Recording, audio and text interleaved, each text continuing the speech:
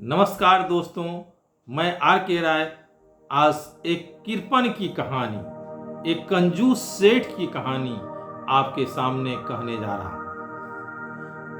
वह सेठ ऐसा कंजूस, उनको एक दिन कोई श्राद्ध कर्म, जब मर जाता है लोग श्राद्ध कर्म कराते हैं, श्राद्ध कर्म के लिए एक पंडित चाहिए था।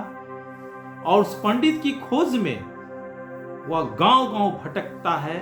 तो कौन सा ऐसा पंडित है जो कम पैसा लेता हो और खाता भी कम हो।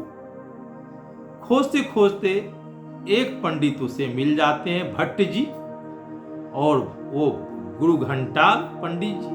उसने कहा हम बहुत कम खाते हैं और दान दक्षिणा भी बहुत कम लेंगे। सेठ जी राजी हो गया। नियत तिथि पड़ी, उस तिथि को पंडित जी थोड़ा देर से आए। सेठ जी को दुकान पर जाना था, इसलिए पंडित सेठाइन को, अपनी पत्नी को कह के गया जब पंडित जी आएंगे तो खाना पीना थोड़ा खिला देना है और कम पैसा लेंगे तो श्राद्ध कर्म करवा लेना है। पंडित जी आए, जस्ट उसका उल्टा, खूब आराम से खाए पिए, मिठाई मलाई खूब बपोट के खाए और जाते वक्त खूब रुपया पैसा दान दक्षिणा लेकर के चल दिए। सेठ जी दुकान से जब आते हैं और उन्हें पता चलता है अरे वो तो भर पेट ठूस ठूस कर खाया है मलाई मिठाई और पैसा भी बहुत ऐंठ करके ठग करके चला गया है। सेठ उसको उलाहना देने के लिए सोचा, जाते हैं उलाहना तो जरूर देंगे, इतना पैसा ठग करके चला गया है। और उस भट्ट जी को, उस पंडित जी को भी पता था कि उलाहना देने जरूर आएगा हमारे पास, इसलिए वो क्या करता है, एक चादर लेकर के एक खटिया पर सो जाता है आराम से। बगल में दो चार आदमी, उनके परिवार के लोग पंडित जी के रो रहे हैं।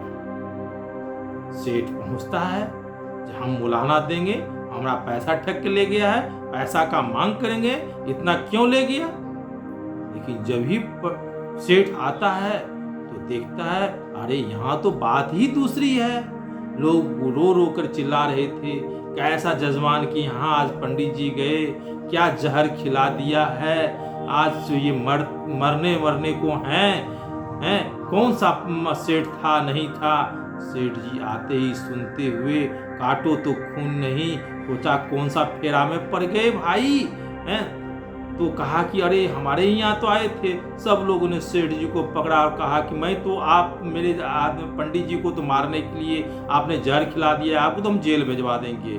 सेठ जी बहुत मिन्नत करके कहा, नहीं भाई मुझे जेल मत भेजो, हमने नहीं कुछ खिलाया, पंडिताइन क्या दी नहीं, सेठाइन क्या दी पता नहीं, लेकिन हम लोग जहर नहीं खिलाए हैं। कहा नहीं, आपको तो जेल भेजेंगे, आपको तो अब कुछ करना पड़ेगा।